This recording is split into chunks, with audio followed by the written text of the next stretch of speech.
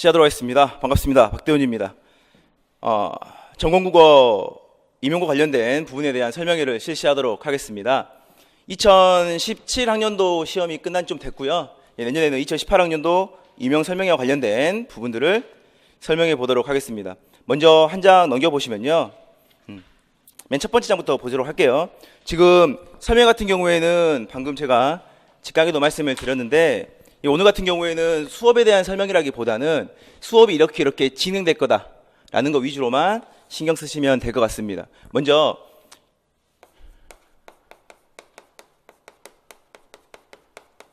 (2017학년도) 시험이 끝난 다음에 2018학년도 이 수업이 진행되는 과정 속에서 가장 먼저 두드러지게 볼 거는 첫 번째입니다. 하나는 뭐냐면 내용적인 부분도 당연히 중요하지만요, 서답형에 대해서 우리들이 얼마큼 알고 있는가. 두 번째는 이 서답형에 대한 답안 구성 방식을 확인할 수 있는가. 세 번째는 이러한 답안 구성 방식을 바탕으로 답을 구안해가는 과정에서 근거를 찾아갈 수 있는 방안을 확인할 수 있는가를 가지고만 설명하도록 하겠습니다. 이해되시죠? 이 부분을 보고요. 대부분 설명회를 할 때마다 제가 4년 동안 설명회를 했었는데 설명회 때마다 이 전해와 관련된 기출풀이를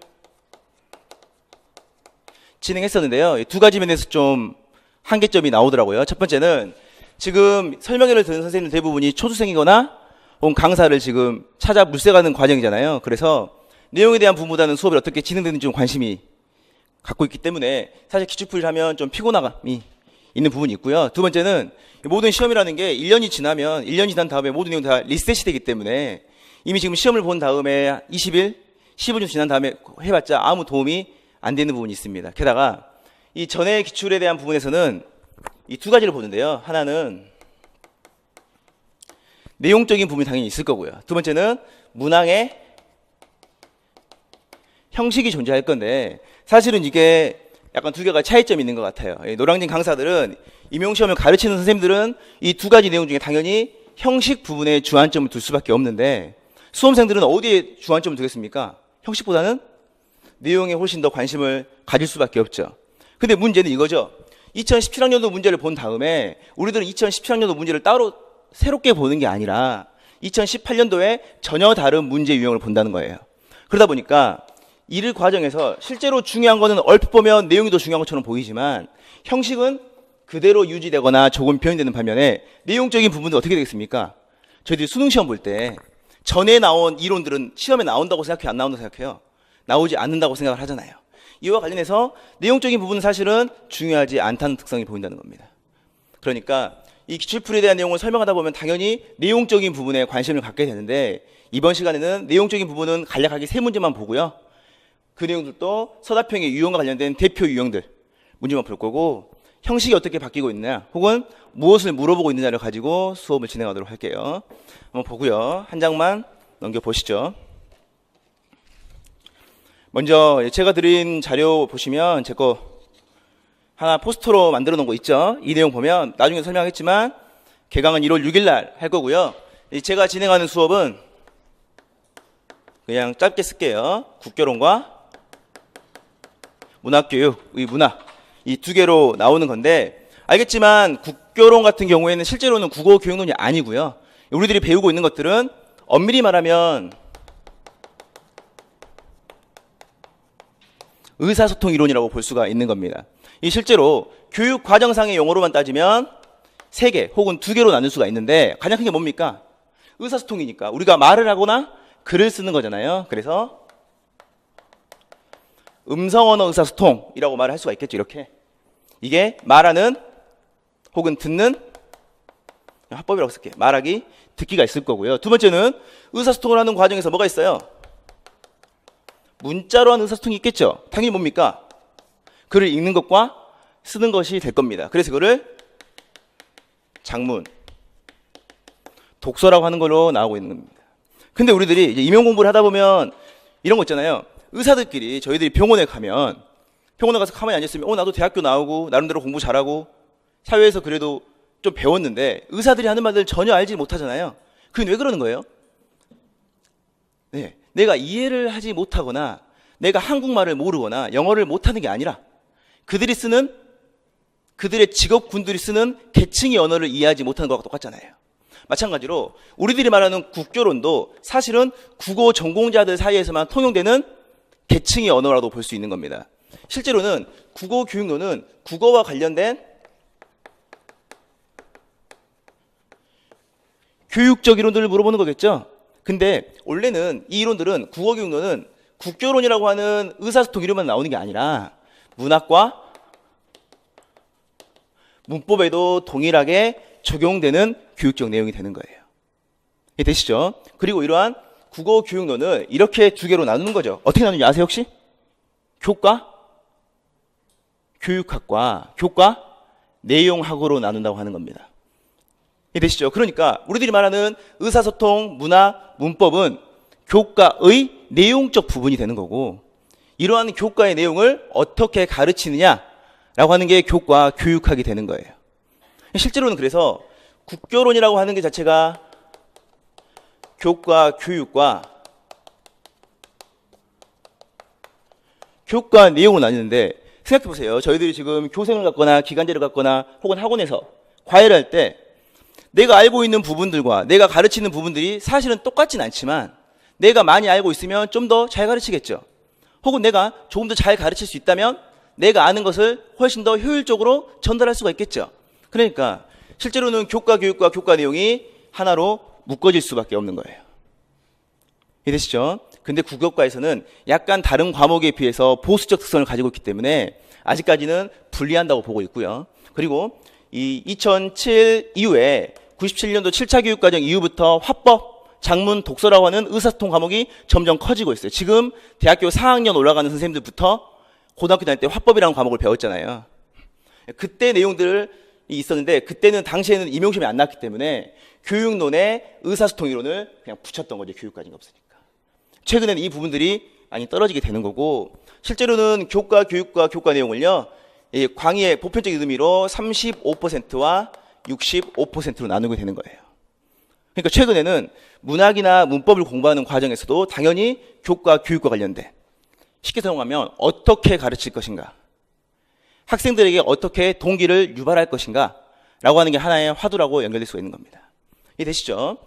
이렇게 보고요. 다만 우리들이 알고 있는 국어 교육에서는 의사소통 이론과 관련된 음성과 문자, 언어를 통한 의미의 전달 및 구성, 더 쉽게 설명하면 화법과 작문과 독서로 구성되고 있더라. 하나 보시고요. 두 번째는 이 문학인데요. 저는 이제 문법은 가르치지 않고요. 문학 같은 경우에는 이미 다 알고 있잖아요. 우리가 예를 들면 두 개를 구분을 나누는 거죠. 이분법으로만 나누면 되는 거죠. 하나는 뭡니까? 시대나 혹은 갈래적 관점에서 볼 때 무엇과 무엇? 고전과 현대 문학으로 나눌 수가 있는 거고, 이게 되죠? 혹은 내가 지금 생각하는 정서를 서술하느냐, 사건, 이야기를 서술하느냐에 따라서 뭐로 나누는 겁니까? 서정과 서사로 나누거든 합니다. 이 두 가지 내용으로 연결을 시킬 겁니다. 임용시험 이렇게 될 거고요. 한번 넘겨볼게요. 이 관련해서 내용들을 한 번씩 보면서 설명하도록 하겠습니다. 먼저 1페이지 나와 있는 것부터 보도록 할게요. 이러한 내용들이 쭉 연결되고 있는 과정에서 사실은 2013년도까지는요, 2010학년, 3학년도까지는 이 기본적인 시험 자체가 무엇으로 나왔냐면 객관식 문항으로 나왔습니다. 사실 교육학적 용어는 아닌데 선택형, 이 문항으로 나왔다는 거죠. 근데 이러한 선택형 문항으로 나오는 과정 속에서 그때도 당연히 교육학이라는 게 존재하는 거고 전공이 존재했는데, 객관식 문항, 선택형 문항으로 나오다 보니까 몇몇 문제들이 야기되었다는 거예요. 문제들이 야기되었다. 어떤 문제가 있을까요? 객관식이니까. 네, 두 가지 문제인데, 가장 먼저 찍어서 나오는 거. 그러니까 이러한 성취의 판단이 불분명하다는 거예요.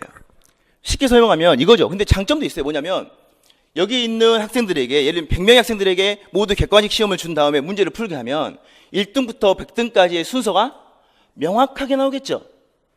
이 되죠? 예를 들면 내가 한 문제 더 맞을 수 있었는데 틀렸어라는 억울함은 있겠지만 내가 사실은 이 아이보다 더 점수가 좋다라고 하는 생각은 들지 않을 거 아니에요. 이 되죠? 근데 문제는 그렇다 하더라도 51등과 52등과의 차이가 확인되지가 않는다는 거예요. 왜 그러는 겁니까? 학교 다닐 때 우리가 시험을 보면 내가 알고 있는 모든 진도의 문제들이 균등하게 나오는 게 아니잖아요. 이해되시죠? 두 번째는 뭐가 있을까요?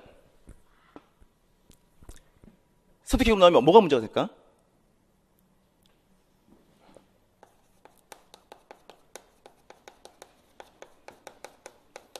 외적 요소의 개입이 커지는 거예요. 외적 요소의 개입. 쉽게 설명하면 예전에 뭐 이런 게 있죠. 수능 모의고사 때 이런 게 나왔어요. 비문학 지문, 우리들이 말하는 독서 지문에서 축구 경기와 관련된 부분이 나오는 거예요. 승점 계산의 부분, 예술의 관점에서. 그러면 승리하면 축구에서 승리하면 3점, 비기면 1점, 지면 0점을 제공해. 내 팀이 뭐 토너먼트를 진행했을 때 나오는 부분이 나오는 거예요. 이렇게. 그럼 이걸 했을 때 이 기본적으로 수학과 관련된 부분이기 때문에 문과와 이과 중에 이과 애들이 더 유리하겠죠. 근데 그것보다 더 큰 문제점이 야기된 거예요. 뭘까요? 성별에 따른 정답률의 차이가 벌어지게 되는 겁니다. 왜? 우리는 남자들은 축구를 기본적으로 좋아하는 편이 많을 거고 여학생들은 기본적으로 축구를 상대적으로 덜 좋아하겠죠. 이런 경우도 있었고 한 번은 수능 모의고사 때 똑같은 비문학 지문의 과학 지문에서 여성의 호르몬과 관련된 문제들이 나왔어요. 그거 있잖아요. 황체영성 호르몬, 에스트로겐 이런 거 나오는 거 있잖아요.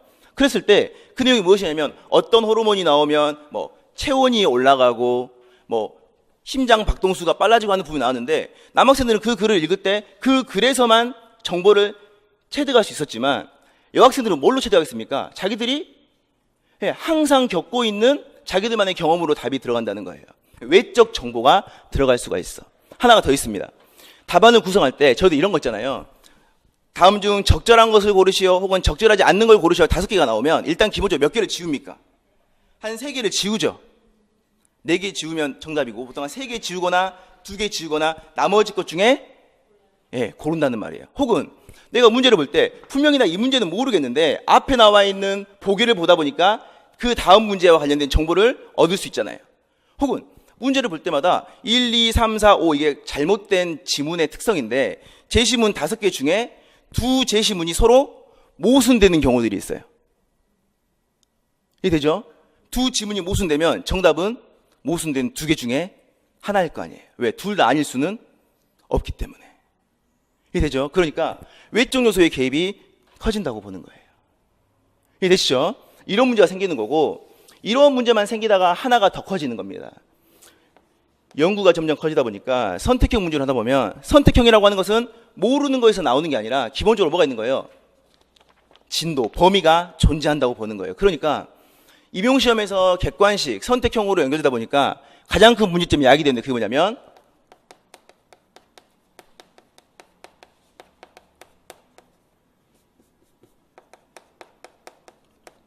암기 위주의 수험 생활로 바뀌어버린 거예요.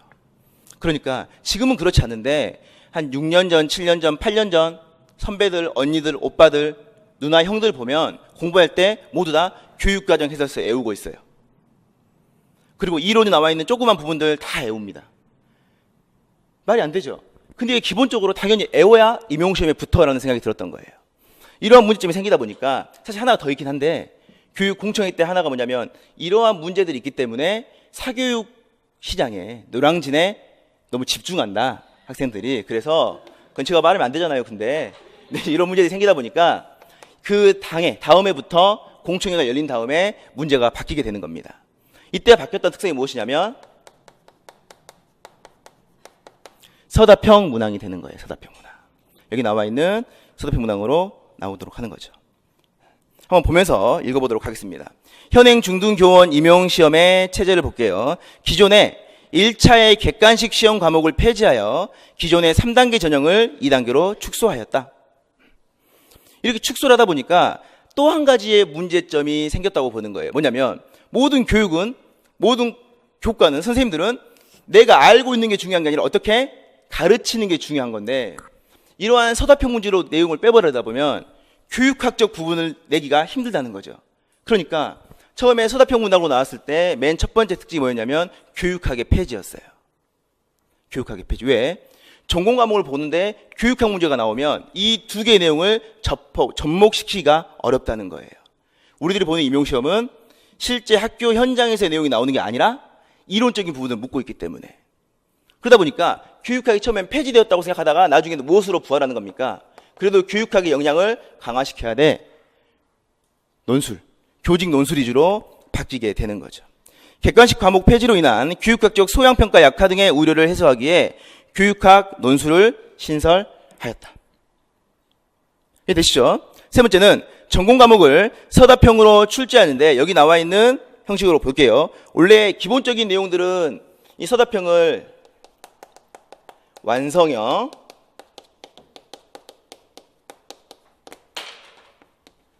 서술형, 그리고 논술형으로 3분위 하는 거고요. 이 우리들이 쓰는 용어로는 이거 좀 벗어도 될게요. 우리들이 쓰는 용어로는 완성형 대신에 기평이라는 말들을 사용하는 겁니다. 그리고 하나 더해서 국사편찬위에서 시행하는 한국사 능력시험 3급 이상을 필수화하도록 하고요. 이러한 인증시험을 시험 당일로부터 역산하는 거죠. 뒤로 돌려서 몇 년 전까지, 5년 전까지 소급하도록 하는 겁니다. 이걸 하나의 표로 만들어 보니까요. 다음과 같이 나올 수 있어요. 제도적인 특성을 보니까 13년도 이전과 현행을 보니까 가장 큰 차이는 3단계 전형이 2단계로 바뀌었다는 겁니다. 처음에는 이런 내용들이 공청회 때 2012년 말쯤에 공청회가 나올 때는 임용시험의 간소화라는 용어들을 많이 썼었어요. 그러니까 3단계로 가다 보니까 아이들의 수험 기간이 길어지게 되는 거고 2월 중순 넘어서까지 발표가 안 나는 경우도 있었거든요. 근데 이때쯤에 이제 임용의 TO에 대한 부분이 헌법 소원이 좀 이루어지는 부분들이 있었고 여러 문제 있어서 간소화를 시켰는데 사실은 간소화된 거는 아니죠. 예전에는 1차를 교육학 전공, 2차를 전공 논술, 3차를 수업 실현과 같은 이 대면 활동으로 보았는데 바뀐 이후에는 교육학 전공, 수업 실현, 심층 연장이라고 하는 2단계로 나누었습니다. 이를 좀 더 간략하게 보면요. 맨 처음에 나와 있는 교육학과 전공은 올해 임용시험 보셨습니까? 안 보셨어요? 그러면 맨 처음에 1차 시험을 본다고 했을 때는 1차에서 뭐를 보는 거예요? 교육학을 보고요. 이와 관련된 뭐를 보는 겁니까? 전공, 저희는 국어니까 국어를 보게 되는 거죠. 이에 대한 점수 배분은 20점과 80점인데 논술 같은 경우에는 한 문제의 내용을 가지고 20점 배분이 되는 거고요. 실제 반영 비율이 한 6% 정도라고 평가를 받더라고요. 그러니까 기본적으로 꽈락이라고 하는 40점을 만든 걸 8점이라고 보는 거고 최고 점수를 18점에서 19점으로 본다면 실제로 반영되는 비율 자체는 6점에서 뭡니까? 20점이니까 12점 정도. 그래서 왔다 갔다 하더라 하는 것 정도만 보시면 되고 전공 같은 경우에는 80점으로 나와 있습니다. 이에 대한 문항수는요. 시간이 약간씩 바뀌고 있는데 최근 들어서 문항수를 좀 줄이는 특성을 보이고 있어요. 그러니까 예전에는 논술형 문항이 2문제가 나왔다면 최근에 논술형 문항을 한 문제로 줄이고 전체 내용의 문항수를 24문항에서 22문항 정도로 줄이고 있는 겁니다. 근데 이는 사실은 문항수를 줄이면 줄일수록 수험생들의 부담이 줄어드는 게 아니라 수험생들의 부담이 훨씬 더 늘어나는 거죠. 왜 그럴까요? 점수의 배분이 있을 거고 점수의 배분이 늘어나 보니까 문항의 깊이가 심화되는 특성을 보이게 되는 거예요. 답안 작성에 이 어려움이 나오는 거고 최근까지는 이 전에까지는 기서결 구조를 맞추지 않는 걸로 많이 이야기가 됐었는데 물론 올해도 비슷하긴 하지만 그래도 기본적인 형식적 특성을 좀 구성하도록 만든 부분들이 있더라고요. 나중에 한번 설명해 드리도록 할게요.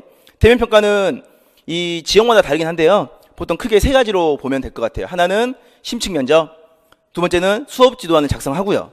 세 번째는 수업 실현을 하는 건데 중요한 건 수업 지도안 작성의 방식이 많이 바뀌고 있다는 거죠. 예전에는 그냥 2차 시나 1차 시의 수업 지도안을 작성하시오. 이게 빈 종이를 주는 거예요. 2차 시험장 들어가면. 그래서 그냥 다 작성을 하는데 최근에는 그렇게 하는 게 아니라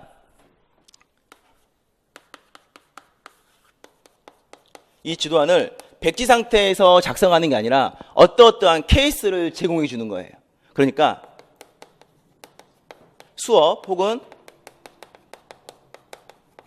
교수 상황을 제시한 다음에 나머지 부분을 빈칸으로 처리해 주는 거죠.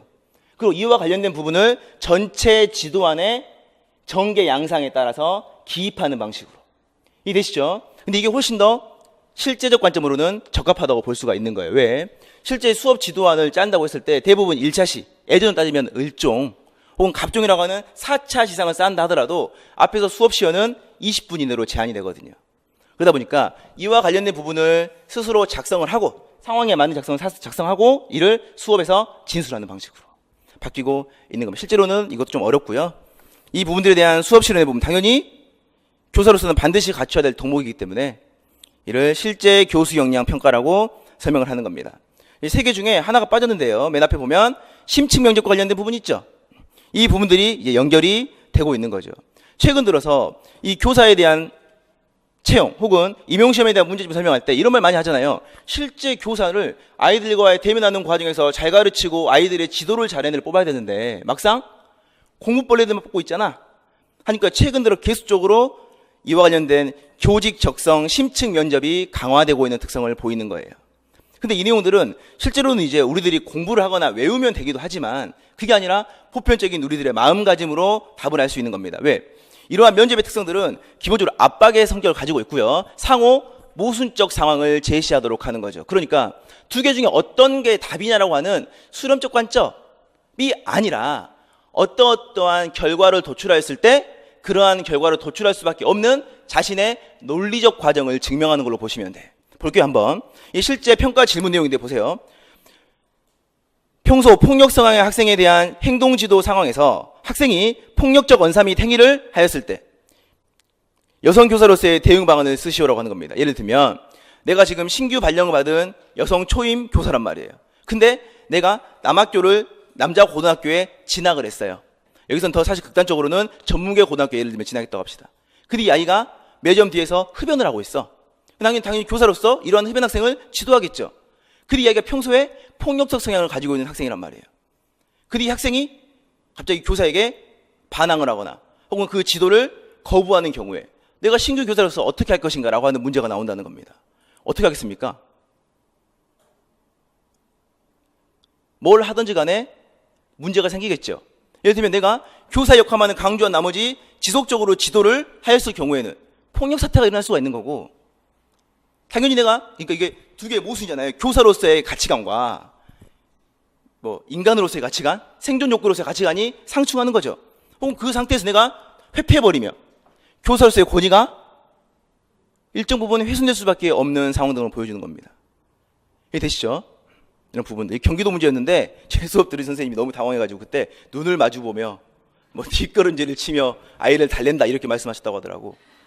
근데 합격하죠. 근데 제가 그걸 보면서 곰을 만났을 때 산에서 곰을 만났을 때도 그렇게 한다고 하잖아요. 이런 부분들. 두 번째는 이 문제가 사실은 좀 논란이 있었던 문제죠. 왜 그러냐면 어떤 걸 답으로 가더라도 문제가 생기기 때문에 그래요. 보세요. 교내 우수학생 지원 프로그램 대상을 선정하고자 하는 거예요. 근데 이럴 때 어떤 아이가 있는데 부유하면서 성적이 최우등인 학생이 있는 거고 그 다음은 경제적으로 어려움을 겪고 있으면서 최우등보다는 못한 성취를 가지고 있는 학생이 있다는 겁니다. 담임으로서 교사가 이 두 명의 학생 중에 한 명을 선택하고자 할 때 역시 모순이 생기는 거죠. 왜 그러는 겁니까?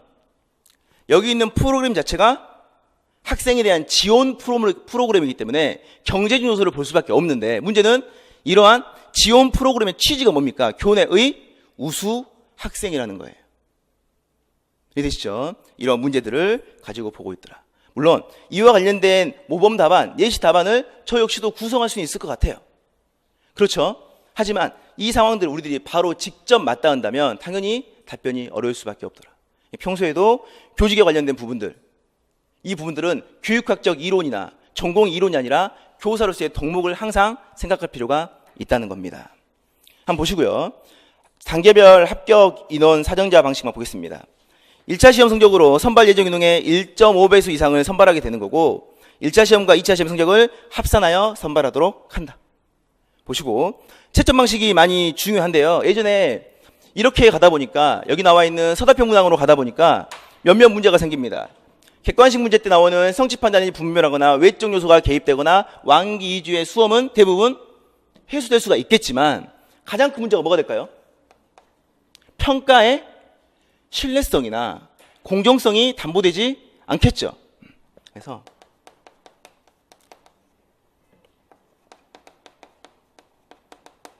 평가의 신뢰성 문제가 가장 크게 나오는 겁니다. 그러니까 당연히 임용시험이 끝날 때마다 저한테 메일 보내고 문자 보내면서 정답에 대한 부분들을 설명해 주라고 할 수밖에 없는 거겠죠.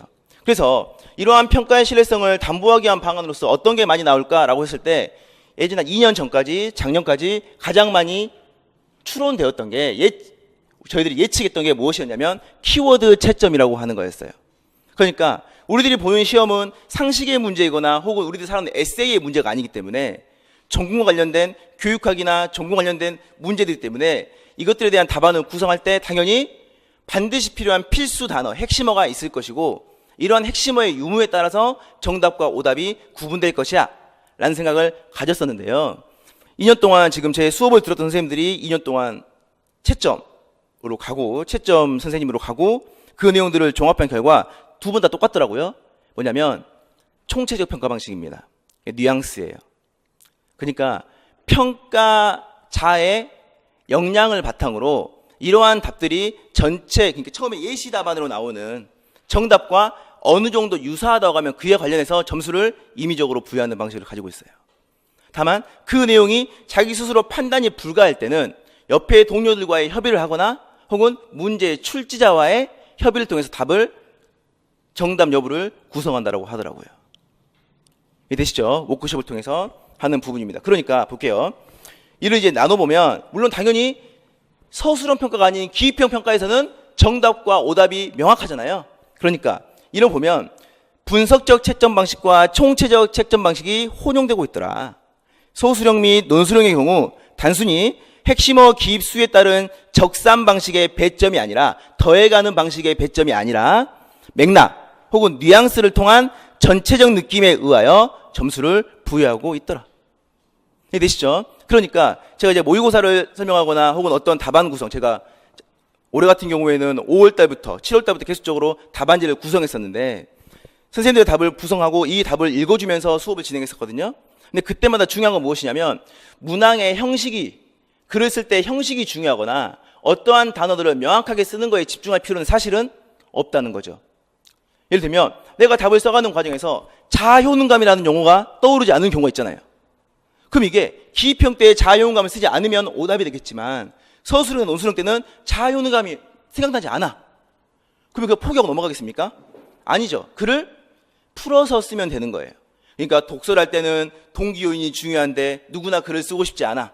근데 이 글을 썼을 때, 글을 읽었을 때 내가 이 글에서 어떠어떠한 효과가 있고 내가 어떠어떠한 혜택을 받을 수 있고 내가 어떠어떠한 이득을 취할 수 있는지에 따라서 혹은 내가 글을 읽으면서 어떠어떠한 재미를 느끼는지에 따라서 독서를 하고 싶은 욕구가 커진다 라고만 써도 독서의 자효능감이라는 용어를 쓰지 않는 것보다 더 고득점을 맞진 않겠지만 기본적인 뉘앙스 채점으로서 배점이 될 수 있다고 하는 겁니다. 이해되시죠? 그러니까 이 국교론이나 문학도 마찬가지인데요. 임용시험이라고 하는 경우는 당연히 저희들이 국어를 전공하고 선생님이 되고자 하는 사람들은 학교 다닐 때부터 암기를 통한 우수한 성적에 대한 결과물을 스스로 경험하고 있다는 거예요. 당연하죠. 그러니까 나는 학교 다닐 때부터 애우면 되겠지. 애우면 될 거야. 애울 거야. 될 거야 하다 보면 힘들어요. 실제 임용시험은 애우는 문제가 아니라 이해의 문제고 추론하고 비판하는 문제입니다. 그 이유를 뒤에 보면서 말씀해 드리도록 하겠습니다. 넘기시고요. 이 페이지 나와 있는 거는 주요 지역의 1차 합격 점수 및 모집 인원입니다. 중요한 건 이 모집 인원을 제가 썼다가 나중에 경쟁률 오늘 아침에 바꿨는데 이 바꾼 가장 큰 이유는 무엇이냐면 점수를 보면 합격 점은 사실 큰 상관이 없다는 거죠. 어떤 게 더 중요할까요? 경쟁률이 더 중요합니다. 시험의 난이도보다는 경쟁률이 훨씬 중요한데 문제는 경쟁률 따는 점수 차이는 나지 않지만 이 경쟁률이 중요한 이유는 이것 때문에 그래요. 최근에 임용시험이 이제 흔히 말하는 호황기 한 3년에서 5년도 지속되다가 최근에 2년, 올해까지 하면 3년 동안 흔히 말하는 빙하기로 지금 접어들었다고 보거든요. 근데 교직이수, 교육학 부복수 혹은 전공자 혹은 교육대학원 같은 이 국어과만 하더라도 대부분 시험의 응시 인원이 대략적으로 8,500명 내외라고 평가를 받고 있어요. 8,500명 보는 거고, 실제로 이제 8,500명 중에 저희들이 흔히 노량진에서 흔히 말하는 합격 가능한 애들은 한 1,200명, 1,000명 정도로 보거든요. 근데 그렇다 해도 8,500명이 시험을 보는데 이 국어과 TO가 가장 많이 나왔을 때는 500명 내외 정도가 되었습니다. 그냥 기본적으로 이때는 한 15대 1 정도로 유지가 되었던 거예요. 근데 물론 이제 이 여기 나와 있는 저원해 때는 복수로 응시가 가능했기 때문에 경쟁률이 40대 1, 50대 이런 것은 다 의미가 없고요. 왜? 여러 군데 쓸 수 있으니까. 한 군데만 지역 제한을 했을 때 500명 나왔을 때 한 15대 1이 되었는데, 최근 들어서는 이 국어가 그나마 임용시험에서는 가장 큰 파이라고 말을 하고 있음에도 불구하고 수학, 영어, 국어, 최근 들어서 뭐 체육 정도가 가장 많이 뽑고 있거든요. 그럼에도 불구하고 이 숫자가 300명 내외가 되는 겁니다. 사실 300명 이하라고 보셔야 돼요. 왜 그러냐면 장애인 전형이 따로 뽑기 때문에 300명 이하가 되기 때문에 경쟁률이 한 25대 1 정도, 20대 1을 상회하게 되는 겁니다. 그러니까 점수가 점점 쉬워졌네 어려졌네 전혀 의미가 없어요. 경쟁률에 따라서 우리들은 몇 점 이상을 획득하면 성공을 하는, 성공이냐 실패냐라고 하는 시험이 아니라 저희들의 등수를 놓은 다음에 합격 인원, 모집 인원에 해당하는 부분만큼을 자르기 때문에 부분들이 생기게 되는 거고, 올해 같은 경우에 광주 같은 경우에는 2명 뽑았잖아요. 2명. 그러니까 2명 뽑았을 때 이 쓴 선생님들은 강심장들일 거 아닙니까? 제가 아는 선생님들은 여러 분도 있죠. 뭐 강심장도 있고 어차피 다른 데가 머니까 한번 봐보는 김에 쓴다 하는 것도 있지만, 2명이면 어느 누가 장담할 수가 있겠어요. 제가 이제 우스갯소리로 올해 설명할 때 조동민 선생님이 광주 써도 합격 못할 것 같다, 그 정도 될 것 같아요. 노명환 쌤이 쓰셔도 합격 못하시겠죠. 문항방식 한번 보도록 하겠습니다. 이게 좀 중요한데요. 서답형의 개념 방식부터 한번 볼게요. 서답형은 주어진 물음이나 지시에 따라 학생이 스스로 답안을 만들어서 서술하고 기록하는 문항의 형식입니다. 바꿔 말하면 우리들이 방금 말했던 객관식에서는 암기 위주의 수험이고요. 암기를 할 수 있다고 하는 것은 이미 나올 내용이 나에게 있다는 거죠. 그러니까 내가 공부할 내용이 이만큼 있는데 이 중에서 시험이 나온다는 거기 때문에 이는 철저하게 수렴적 학문이 되는 거예요. 이해되시죠? 당연히 수렴이기 때문에 수험생들은 능동적이겠습니까? 수동적이겠습니까? 수동적이 되는 거죠. 근데 서답형 문제는 기본적으로 뭐가 없는 거예요? 시험 범위가 일정하게 존재하지 않는다고 보는 겁니다. 이해되시죠? 혹은 시험 범위가 있다 하더라도 무엇을 물어볼지를 확인할 수 없기 때문에 그 내용 자체가, 학문 자체가 어떤 학문으로 바뀌어버리는 겁니까? 수렴이 아니라 발산적 수험으로 바뀌어버리는 거예요. 그러니까 당연히 수험생들은 수동보다는 능동적 수험 생활을 해야 되는 겁니다. 더 쉽게 말하면 임용 공부를 할 때는 예전 같은 경우에는 어디 책들만 보면 돼 라는 말을 너무 쉽게 할 수가 있었어요. 제가 예전에 2013학년 전에는 이렇게 말했어요. 국교론 같은 경우 예를 들면, 야, 국교론은 해설서, 공부 해설서만 보고 최민숙의 사회평론에서 나온 국어교육의 이해만 달달달 하면 끝나. 근데 2016년, 2017학년도, 2018학년 대비하는 과정에서 그 누구도, 어떠한 선배들도 해설서만 보고 교육과정만 보고 국어교육에 이만 공부해, 그러면 합격할 수 있어 라고 말한 선배는 한 명도 없을 겁니다. 시간이 지날수록 원래 시험은 더 어려워지는 경향이 있긴 하지만 그와는 별개로 시험의 유형이 바뀌었기 때문에 공부의 방법이 달라지게 되는 거예요. 절대 암기하시면 안 돼요. 이해하시고 발산하시고 능동적으로 대응하셔야 돼요. 그 이유를 제가 이제 문제를 보면 설명해 드릴게요. 두 번째 볼게요. 학생이 문항 내에 주어지지 않고, 답이 문항 내에 주어지지 않고 학생의 논리적 인지를 통해 답을 기입하는 형식이다. 그러니까 이 대부분 우리들이 공부할 때로 따지면 독서 파트, 비문학 파트는 국어에 들어와 있지만 사실은 그 내용을, 내용적 부분을 물어보다 보니까 뭘 물어보는 겁니까? 사실 아이들이 공부를 하고 안 하고는 물어보는 게 아니죠. 무슨 말을 하고 있는지를 이해만 하면 되는 거잖아요. 근데 이거는 고등학교 학생들은 전공자들이 아니기 때문에 이들의 사고력을 그냥 확인하고자 하는 거지만, 우리들은 국어 전공자로서의 국어 선생님이라고 하는 전문적인 직업군을 선발하는 시험이기 때문에 철저하게 이론적 부분을 바탕으로, 그리고 그 내용들이 논리적 인지를 통해 확인된다라고 하는 겁니다. 이는 선택형 문학 형식과 대비가 되는 거고, 서답형의 유형은 기평, 서술형, 논술형으로 구분할 수 있다. 실제로 서답형은 완성형, 서술형, 논술형인데, 여기서 제가 저희들이 흔히 쓰는 용어로 기평,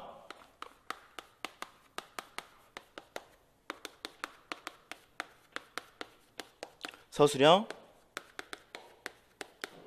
논술형으로 설명을 했습니다. 근데 이렇게 설명하기 전에 딱 하나만 더 먼저 설명하면 이들의 특성과 이러한 것들의 답을 쓰는 방식을 우리들이 쉽게 이해할 수가 있어요. 국교론 공부하시다 보면, 혹은 교육학 공부하시다 보면 파블로프, 삐아제, 비고츠키 배운 거 있죠? 그걸로 생각해 보세요. 모든 것들은 객관적인 것들만 있다, 객관적인 것들만 있어 쭉 배우다가 어느 날 갑자기 객관적인 게 중요한 게 아니라 뭐가 중요한 거야? 사람 마음에 들어있는 것들이 중요해. 사람마다의 특성이 존재라고 하는 생각들이 있었겠죠. 이 과정에서 사고라고 하는 능력이 두 개로 분리를 시키는 거예요. 우리의 마음, 우리의 머릿속에 있는 생각들을 두 개로 나누는 겁니다. 들어보신 것 같을 거예요. 하나는 뭐냐면 인지적 과정이에요. 인지적 과정. 인지적 과정과 대비되는 과정이 뭡니까? 정의적 과정이에요. 정의적 과정. 그러니까 어떤 행동에서 내가 그 글을 공감하거나 눈물이 나오는 거 있죠? 눈물이 나오는 거 뭡니까? 내 머릿속에서 이거는 슬프니까 울어야 돼. 슬픔을 평가한 다음에 눈물이 나오는 겁니까? 그냥 영화를 보고 있으면 눈물이 나오는 겁니까? 그냥 눈물을 보면 영화가 나오는 게 아니라 그냥 영화를 보면 눈물이 나오는 거죠. 이해되시죠? 그래서 이거를 다른 걸로 따지면, 활동으로 따지면 공감적 활동이라고 말을 하는 거예요. 이해되시죠? 근데 인지적 과정은 이 삐아자라고 하는 사람은 대부분 기본적으로 모든 것들을 단계화시키는 사람이기 때문에 이러한 인지를 세 가지의 단계로 설정을 하는 겁니다. 뭘까요? 이게 이해라고 따지면 첫 번째는 사실적 이해라는 거예요. 그렇죠. 그 다음에 뭐라는 겁니까?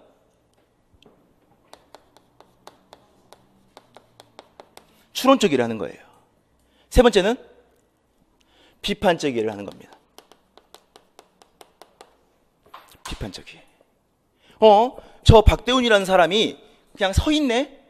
오늘 수업을 들어왔는데 박대훈이라는 애가 있네? 이거 뭡니까? 나라고 하는 사람이 그냥 있다라고 하는 사실을 이해하는 거죠. 이해하는 거죠. 근데 궁금한 거예요. 제가 결혼을 했을까? 근데 나는 쟤는 결혼한 것 같아. 왜 결혼한 것 같아? 나이를 좀 먹은 것 같아.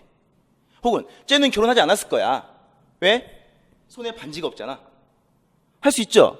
이거는 실제로 박대훈이라는 사람에게 결혼을 했는지 여부를 물어보는 게 아니라 스스로 뭐라는 겁니까? 내가 바라보고 있는 사실을 바탕으로 예측하고 추론하는 활동이죠. 이해되시죠? 그걸 본 다음에 저렇게 하면 인생 힘들 텐데, 저러면 밥이나 제대로 챙겨 먹을까 걱정이네. 혹은 저렇게 비하는 아니 저러니 결혼을 못했지 하는 거 있죠. 비난이나 비판적 활동은 그 다음에 나오는 거죠. 이해되죠? 그러니까 모든 인지의 과정은 크게 보면 세 가지로 연결되는데, 이러한 세 가지 활동이 사실은 어떤 겁니까? 중간중간에 튀어나오긴 하지만 화살표 방향으로 진행된다고 하는 거예요. 그러니까 우리는 지금부터 5분까지는 사실적 이해만 해. 5분 1초부터 10분까지는 추론적 이해만 해. 10분 이후부터는 비판적 이해만 해. 라고 하는 건 아니지만, 무엇이 됐든지 간에 사실적 활동이 가장 첫 번째 활동이 돼야 되는 거고, 이러한 사실을 바탕으로 뭐가 진행되는 겁니까? 추론이 진행된다는 거죠. 이해되시죠? 물론 추론이 진행되는 과정에서 사실이 다시 나올 수도 있어요. 그리고 이러한 사실과 추론을 바탕으로 무엇이 진행되는 겁니까? 비판적 활동이 진행되는 거예요. 이해되시죠? 이러한 단계별 과정을 띠고 있더라, 우리의 사고가. 이러한 사고를 그대로 무엇에 연결시키면 되냐면 서답형의 문항 구성 방안과 연결시키면 됩니다. 볼게요. 3페이지입니다. 서답형의 유형별 특성 및 예를 보는데 2017학년도 임용시험 올해 봤던 시험들을 예로 적용해 보는 겁니다. 첫 번째 볼게요. 기평입니다. 이 내용입니다. 전공 학문에 대한 지식이나 이해의 수준, 적용, 능력 등을 측정한다고 하는 거예요. 그러니까 우리들이 이 아이가 전공 학문을 공부했느냐 하지 않았느냐라고 하는 지식적 측면을 물어보는 거죠. 지식은 변합니까? 변하지 않습니까? 지식은 변하지 않는 거예요. 다만 인정받고 있는 지식이 바뀔 뿐입니다. 예를 들면 이건 지금 좀 알고 계신다고 설명할게요. 우리가 알고 있는 이제 교육론적 관점에서, 교육학의 관점, 교육심리 관점에서 세 가지의 이론들이 전개되잖아요. 가장 처음에는 행동주의가 나오다가 그 다음에는 인지주의가 나오고, 인지주의가 나오다가 인지적 구성주의가 나오고, 네 개네. 그 다음에 사회적 구성주의. 그러니까 행동주의, 인지주의, 구성주의라고 하는 세 개의 과정에서 세 개의 과정이 쭉 나옵니다. 그러면 오늘날 2016년 오늘날 대한민국 중등교육에서 주된 이론으로 인정받고 있는 학문은 뭡니까? 구성주의적 가치관이 되는 거죠. 근데 구성주의적 가치관이 오늘날 우리 현행 교육과정에 있다고 해서 행동주의가 소멸해 버렸습니까? 그렇지 않다는 거예요. 행동주의라고 하는 이론도 지속적으로 발전을 하고 있으나 다만 오늘날 우리 교육과정에서 인정을 받고 있지 않을 뿐이더라. 이해되시죠? 이 특성을 계속 가지고 있는 거예요. 그러니까 여기서 보시면 전공 학문에 대한 지식이나 이해의 수준, 적용 능력을 물어본다고 했을 때 이때의 지식이나 이해는 지식은 기본적으로 변동하지 않아. 그러니까 이거는 이러한 지식을 알고 있느냐, 알고 있지 못하느냐, 이러한 상황에 맞는 지식을 생각해냈느냐, 깨닫지 못하느냐와 관련되는 겁니다. 그럼 이런 활동은 우리의 인지적 활동인 사실이해, 추론이해, 비판적 이유 중에 어떤 거와 연결되겠어요? 사실적 이유와 연결되는 거죠. 왜? 지식을 알고 있냐, 모르고 있냐, 박대원을 알고 있냐, 모르고 있냐와 관련되기 때문에 그래요. 이해되시죠? 두 번째 볼게요. 다양한 정답이 만들어지는 문항의 경우 정답의 다양성 때문에 논란 야기의 가능성이 있다라고 하는 겁니다.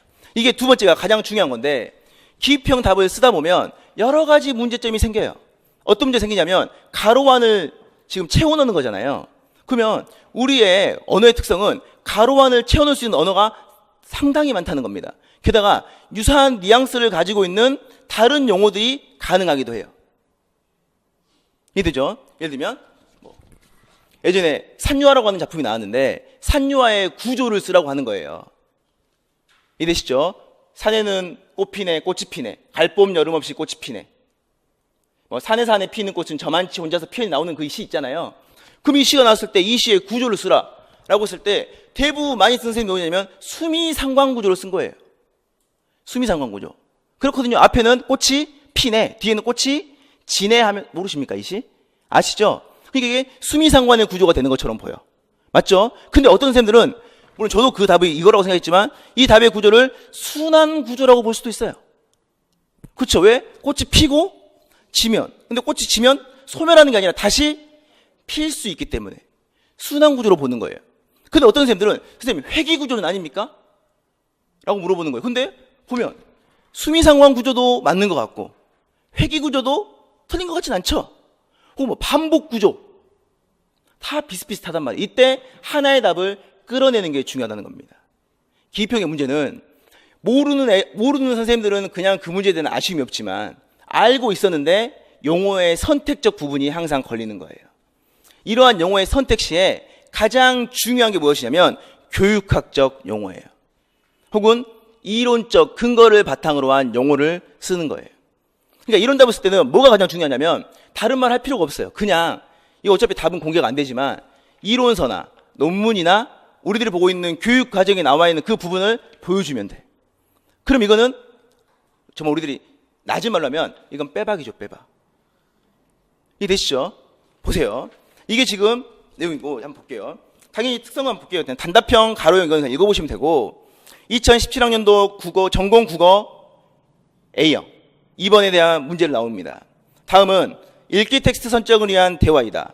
가로 안에 기역 니은에 해당하는 말을 순서대로 쓰시오라고 했습니다. 이게 지금 임용시험이 3년, 4년, 5년 쭉 이어지면서도 한 번도 변하지 않는 가장 기본적인 서답형의 문항 구성 방식이에요. 쭉 읽다 보니까 김 교사와 박 교사가 이야기를 하고 있죠. 그러면 이때 내용으로 보는 거, 이게 만약에 사실은 이 문제는 기입형으로 내기 너무 아까운 문제입니다. 왜냐하면 대부분 임용 공부를 좀 하고 있는 강사나 수험생이나 학교 선생님들이나 이와 관련된 전공자들이 볼 때 최근 독서 이론에서 가장 핫한 게 인지보다는 정의가 되는 거고, 독서 교육에서 가장 핫한 게 아이들을 어떻게 책을 읽도록 할 것인가. 왜? 누구나 책을 읽는 걸 좋아하지 않기 때문이죠. 이해되시죠? 생각해 보세요. 저희는 그나마 가장 글을 좋아한다는 국어 전공자들이고, 국어 선생님이 되고 싶어 앉아있지만 제가 논문 좀 읽으세요, 책 좀 읽으세요 하면 안 읽습니다. 항상 말이에요. 저 책을 읽기 싫어하는데 어떻게 해야 됩니까? 당연한 거죠.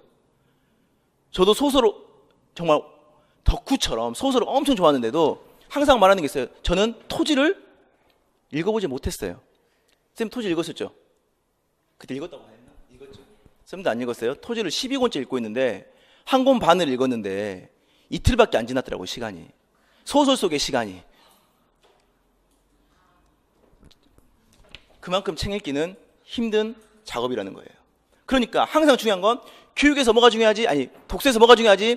독서에서는 아이들의 정의적 관점이 중요해. 독서 교육에서도 아이들이 어떻게 하면 책을 읽을 수 있도록 하는 게 중요해. 근데 보세요.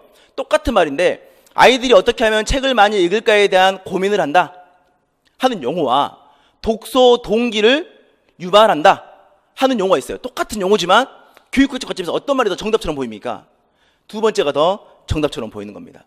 실제로 이 문제는 독서 동기 신장 프로그램이 되는 거예요. 이해되시죠? 독서의 동기를 신장시키다, 높이는 활동으로 보는 겁니다. 김 교사와 박 교사가 읽고 있습니다. 첫 번째 보면 이 기입형 특성 볼게요. 그래서 첫 번째 보면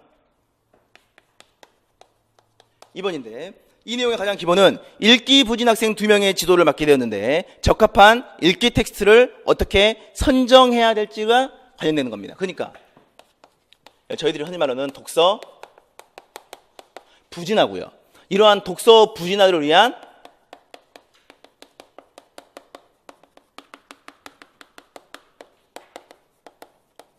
독서 자료 선정의 문제가 나오는 거죠. 그럼 이때 가장 큰 특징은 두 가지가 볼 겁니다. 뭡니까? 하나는 독서에 부진하기 때문에 이들은 뭐가 없는 거예요? 첫 번째는 책을 읽을 능력이 부족하겠죠. 두 번째 뭐가 될까요? 책을 읽는 거에 대한 일상 용어로 따지면 흥미가 부족할 수도 있어. 그러니까 능력이 부족한지 흥미를 부족한지를 먼저 파악해야 되는 거고, 지나치게 높은 수준의 텍스트나 지나치게 낮은 수준의 텍스트를 읽으면 이 아이들이 능력보다 높으면 흥미를 잃을 거고, 너무 낮아도 흥미를 잃겠죠. 혹은 텍스트가 내용이 적절하다 하더라도 무엇이 담보되지 않으면, 독서에 대한 흥미가 담보되지 않으면 독서 활동을 하지 않을 거예요. 되시죠? 그래서 이들의 수준은 어떤 정도나 짐작돼서 하냐, 김 교사 말합니다. 저의 판단으로는 대략 또래 학생들보다 2년 정도 읽기 발달 수준이 낮은 것 같습니다. 제가 책을 찾아보니 어휘 수준, 문장 복합도를 중심으로 텍스트의 이독성을 계산해서 특정 학년에 맞는 텍스트를 선정하는 방법이 있던데 그 방법을 활용하면 어떨까요? 라고 하는 거예요. 그럼 이때 첫 번째 나와 있는 김 교사는 이와 관련된 독서 자료 선정의 문제를 뭐를 통해 해결하려고 하는 겁니까? 어휘 수준, 문장, 복잡도 등을 중심으로 하는 텍스트 이독성 계산이 되는 거죠. 이게 되죠? 이 문제에 대한 해결 방안이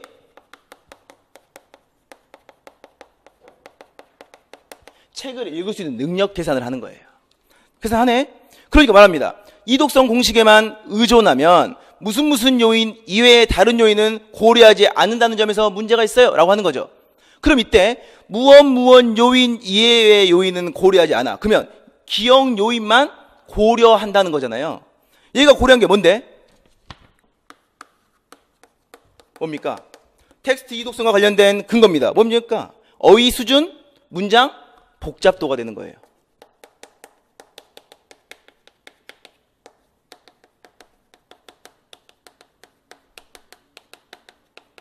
이해되시죠? 이해되십니까? 김 교사가 아이들의 수준이 2년보다 낮은 것 같아요. 찾아보니까 텍스트 이독성을 개선해서 선정하면 좋은 방법이 있대요 라고 말했어. 근데 텍스트 이독성을 설명해 주는 겁니다. 차근차근 어떻게? 어휘 수준, 문장 복잡도를 중심으로 개선하면 된대요. 근데 그렇게 하면 그거 이외의 요인은 고려하지 않는 거잖아. 바꿔 말하면 그게 바로 이독성 계산의 근거가 나올 거 아닙니까? 그러니까 답은 뭐가 되는 거냐면 어휘 수준이거나 문장 복합도가 되는 거예요. 이게 되시죠? 그러면 기억에다 쓰는 거야. 나는 누구? 이독성 공식에만 의존하면 어휘 수준 및 문장 복합도 요인 이외의 다른 요인은 고려하지 않는다는 점에서 문제가 있어요. 이게 정답이에요. 이게 되시죠? 근데 어떤 사람이 이랬을 거 아니야? 그냥 어휘 수준만 쓸 수 있을 거 아니에요. 혹은 누구는 어휘 수준 문장인데 뒤에 보면 문단 복합도도 답이 될 수 있을 거 아니에요. 혹은 어휘 및 문장, 이게 답이 될 거 아니에요. 다 답이죠. 다 답인데 문제는 이러한 답들의 서답형의 특성은 너무 광범위하거나 너무 협소하면 안 되는 거고, 이와 관련된 모든 것들을 포괄할 수 있는 답을 찾아가는 겁니다. 그러면 정답은 이미 썼어요. 제가 텍스트 이독성을 계산하는 건데 뭐를 보고 한다는 겁니까? 어휘 수준 어디에 들어있는 거예요? 이거 책 속에 들어있는 거죠. 문장 어디에 들어있습니까? 책 속에. 더 엄밀히 말하면 책 속에 있는 글 속에, 책 속에 있는 글 속이 되는 거죠. 정답은 그래서 글이 되는 거예요. 글. 그쵸? 근데 글 하면 돼. 왠지 좀 글 하면 학문이 아닌 것처럼 보이잖아요. 아마 이거는 근데 복수로 나와도 뭐라 할 수가 없는데, 나중에 또 제 설명할 때 보면 글과 어떤 답은 똑같지만 요즘에 좀 약간 달라지는 부분들이 있거든요. 글을 포함하는 게 좀 있어. 그럼 뭘까? 답을 찾아보는 거예요. 아, 그럼 여기 대충 맞겠지. 그래서 이제 누구는 그냥 어휘 수준, 누구는 그냥 문장 복합도, 누구는 그냥 이거 그냥 합쳐서 뭐랄까 뭐 표현, 이것도 맞죠? 표현이니까. 이해되시죠? 혹은 뭐랄까 뭐 표현만 쓰고요. 두 번째는 책, 세 번째는 책, 네 번째는 글. 이거 가지고 그냥 싸우기 시작하는 거죠. 이렇게. 근데 듣고 보면 모든 답들 중에 틀린 답이 있습니까? 없습니까? 하나도 없어요. 다 맞는 겁니다. 까지 보고 넘어갈게요. 두 번째 볼게요. 아, 그러면 배경지식과 같은 요인도 고려해야 한다는 거죠. 독자의 배경지식도 중요한 요인이죠. 독자 요인에서는 그런 인지적 특성 이외에 흥미나 읽기 효능과 같은 정의적인 특성도 중요합니다. 읽어보니까 그러면 이거는 뭐라는 겁니까? 이거는 인지적 요소라는 거잖아요. 이거 이외에도 무엇도 중요하대? 정의적 요소도 중요하다는 거예요. 이게 뭔데? 뭡니까? 배경 지식이나 독서 효능감이 되는 거죠.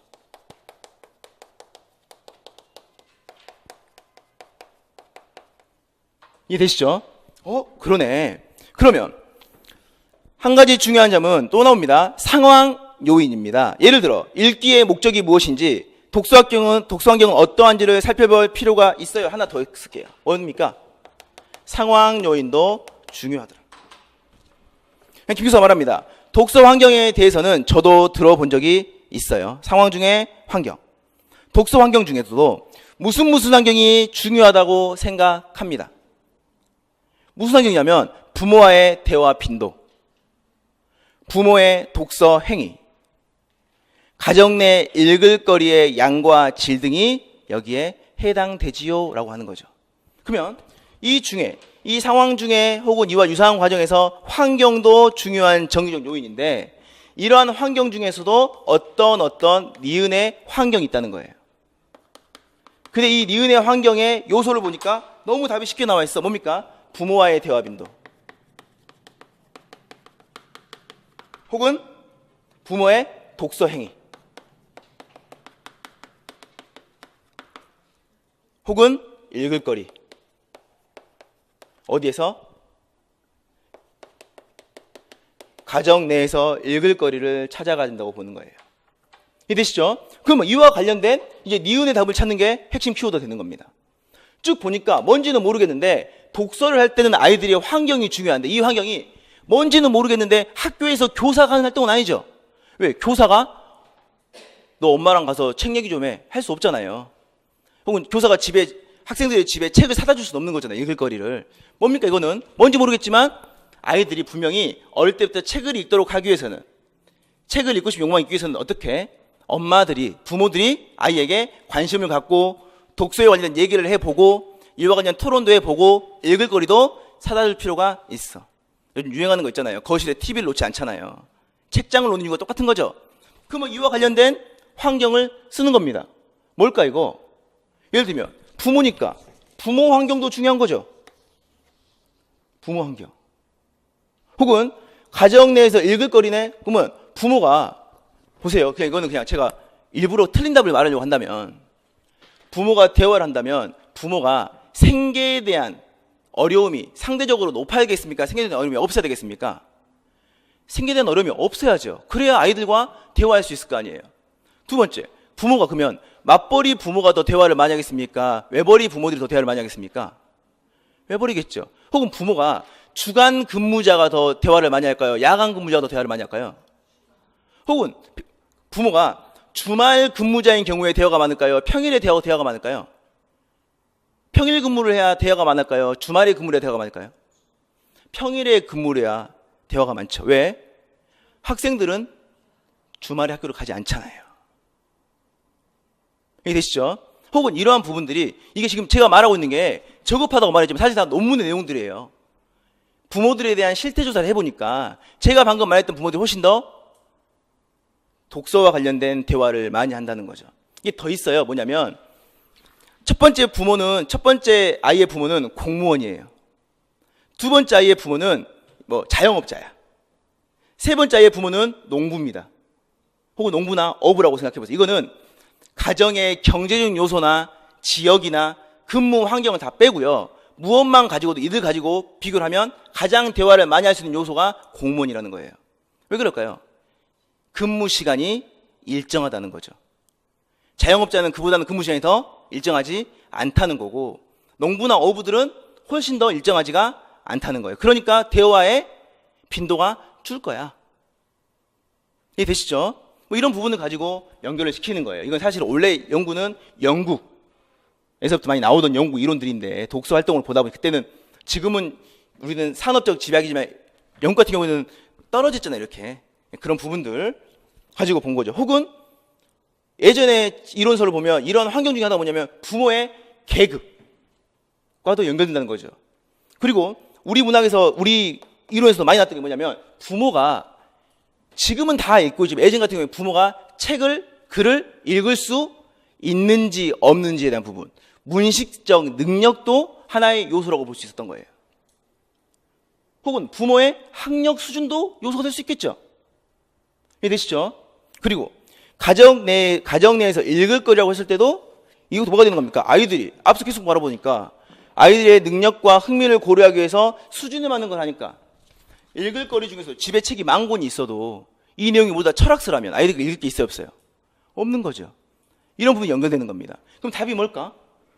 부모 환경, 경제적 환경, 또 뭡니까? 가족 환경. 왠지 맞는 것 같죠? 다 그런 것들. 혹은 학교 외 환경, 생활 환경. 다 맞죠? 혹은 생득적 환경도 맞잖아요. 왜? 어릴 때부터 나의 가정 상황은 아이들 입장에서 볼 때 내가 그걸 선택하는 겁니까? 선택되어지는 겁니까? 선택되어지는 거잖아요. 그러니까 생득적 환경도 맞는 것처럼 보이는 거예요. 그러니까 정답이 기억의 답이 한 4개, 니은의 답이 한 4개 정도가 나와서 이거 뭡니까? 사회 사족대 64개의 답이 나오는 거예요. 이해되시죠? 그리고 이걸 보면서 국어 시험 되게 어려워. 쉬운 것처럼 보이는데 정답을 맞추기가 힘들어라고 하는 겁니다. 근데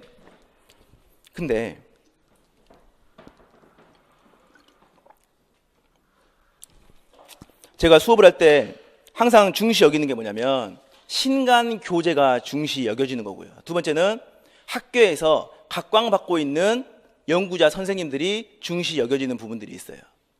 제가 올해 5월 달에 논문 읽기 특강을 했을 때 요즘 가장 최근에 트렌드하고 그러니까 임용시험에 한 번도 나오지 않다가 2년 전부터 작년에 올해까지 3번 연속 나온 용어가 있거든요. 읽기 효능감입니다. 읽기 효능감을 설명하기 위해서 고려대학교에 있는 이순영 선생님의 독서동기의 몰입에 영향을 미치는 요인에 관한 이론적 고찰이라고 하는 논문을 한번 읽었던 경험이 있어요. 수업 때마다 이걸 강조했고 이게 더 중요한 건 뭐냐면 사실 저는 이것보다 더 중요한 게 독서에 관련해서 동기 요인이 중요하니까. 그리고 최근에 지금 3년 안에 나온 모든 이론서에서 정의적 활동을 중시 여기고 있고 게다가 작년 말이니까 올해죠. 올해부터 선생님들이 읽었던 책 중에 독서 교육론이라고 하는 새로운 이론서가 출간이 되었단 말이에요. 그 책을 원래는 이론서 읽기 특강으로 하려고 하다가 취소되었었거든요.